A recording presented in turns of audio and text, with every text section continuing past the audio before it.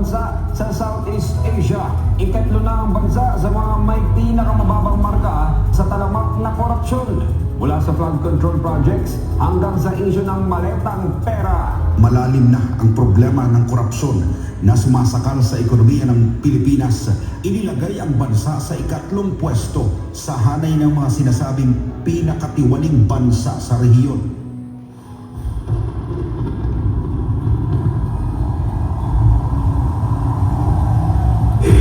Kulong na yan, mga kurakot! Kulong na yan, mga kurakot! Kulong na yan, mga kurakot! Kulong na yan! Isigaw mo! Katotohanan, isigaw mo! Pilipinas gising! Huwag na tayo magiging ng isang upuan! Isigaw mo! Katotohanan, isigaw mo! Pilipinas gising! Huwag na tayo magiging ng isang upuan! Isigaw mo! Asensya! Isigaw mo! Katotohanan! Isigaw mo! Pilipinas gising!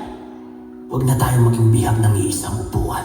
Kung tuusin, hindi lang naman kaming mga kontraktor ang nakikinabang dito.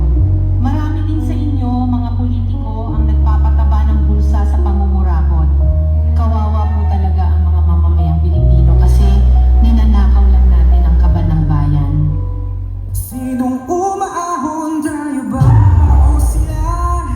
Mga ngiti nila habang nakalubog ka pa sa napunta sa pinaghirapan ko mga kaya binubunto na ng mga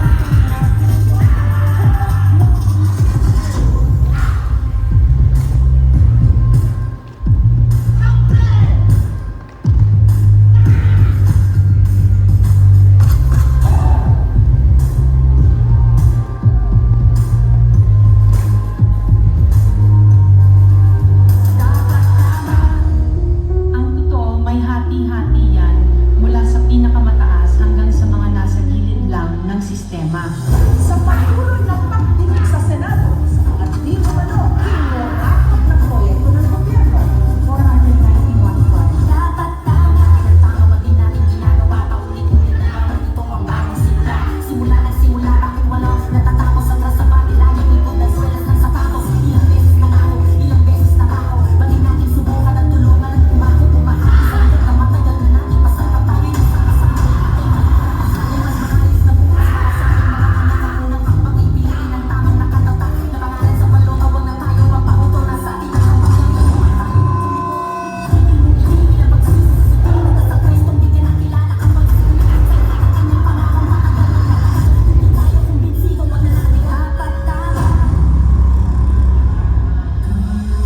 Huwag ninyong ipakita sa publiko na malinis kayo dahil sa bawat proyekto may kapalit na porsyento para sa inyong mga opisina.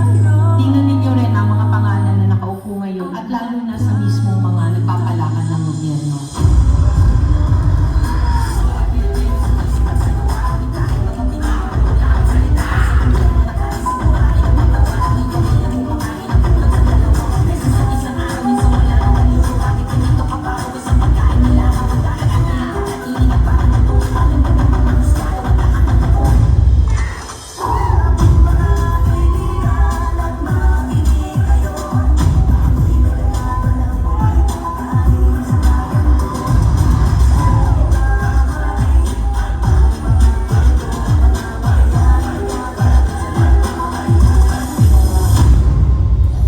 Noong isang taon pa na isiwala na may mga mali-maletang pera, codename basura, na i-deliver daw sa ilang mga politiko na naglalaman di mano ng hindi lang milyones, kundi bilyones ng kickback mula sa pondo dapat ng bayan. Nakakapagod ng maging mahirap.